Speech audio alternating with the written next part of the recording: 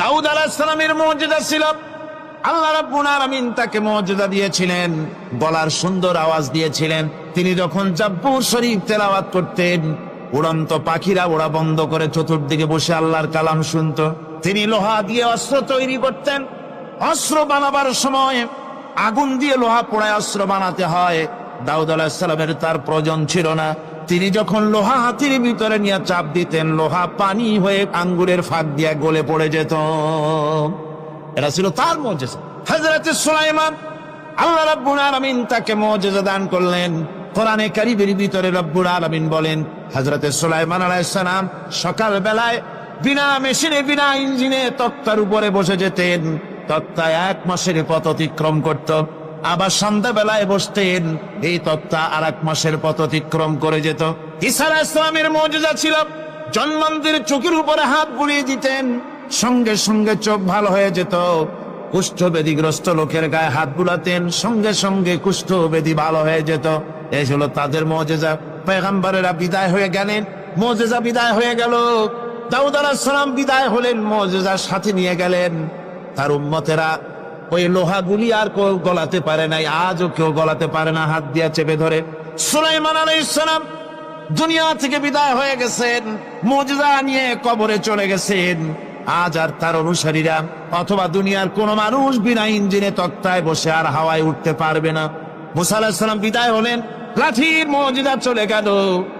তার উম্মতেরা, তার অনুসারীরা কিয়ামত পর্যন্ত যদি 1000-12 চেষ্টা চালায়, লাঠিকে আর কোনোদিন সাপে পরিণত করতে পারবে না।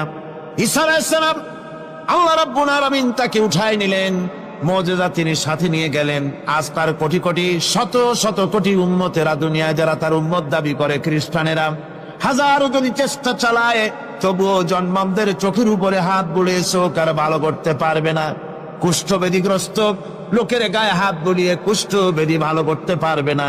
তার মানে হলো, নবীরা যে যা যত মুজিজা পেয়েছিলেন, জীবদ্দশায় মুজিজা কাজে লেগেছে, দুনিয়া থেকে বিদায় হয়েছেন, মুজিজা সাথে নিয়ে গেছেন। কিন্তু আপনার আমার নবী, বিশ্ব নবী জনাব মুহাম্মদ রাসূলুল্লাহ সাল্লাল্লাহু আলাইহি ওয়াসাল্লামের কাছে আল্লাহ রাব্বুল আলামিন তাকে যত মুজিজা দিয়েছিলেন, 3000-এর উপরে আল্লাহর নবীর মুজিজা ঘটেছিল 23 বছরের নবুয়তের জীবনে।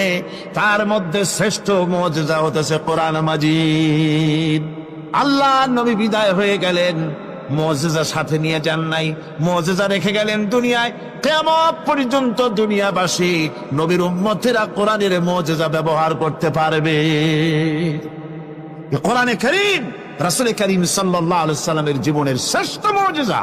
মানুষ পাগল হয়ে গেছে কোরআন শুনে। সুতরাং এই কোরআনের বৈশিষ্ট্য সকল দিক থেকে এক অপূর্ব একটি কিতাবে পরিণত করেছে, যা মানুষকে চিরকাল বিস্ময় হতবাক করে দিয়েছে। কোরআনের আরেকটি বৈশিষ্ট্য হচ্ছে, এই কোরআন এক সময় নাজিল হয় নাই। 30 পারা কোরআন শরীফ একসাথে নাজিল হয়েছে না, কোরআন নাজিল হয়েছে আস্তে আস্তে, ধীরে ধীরে। কত বছর লাগলো? 23 বছরেরও কিছু বেশি সময় ধরে কোরআন ধীরে ধীরে রাসূল কারীম সাল্লাল্লাহু আলাইহি ওয়াসাল্লামের কাছে অবতীর্ণ হয়েছে। এমনটি আর কোনো কিতাব হয়নি, যা আর কোনো ধর্মগ্রন্থ যারা অন্যরা দাবি করে, এরকম হয়নি। কোরআনে কারীমের আরেকটি বৈশিষ্ট্য হচ্ছে, যখন কাগজ ছিল না, ছাপাখানা ছিল না, এমনকি টেপ রেকর্ডার ছিল না, তখনকার নাজিলকৃত কিতাব যেভাবে নাজিল হয়েছিল সেইভাবে আজ পর্যন্ত অবিকল টিকে আছে, টিকে থাকবে ইলা ইয়াউমিল কিয়ামah। কিয়ামত পর্যন্ত কোরআনে কারীমের এই অকৃত্রিম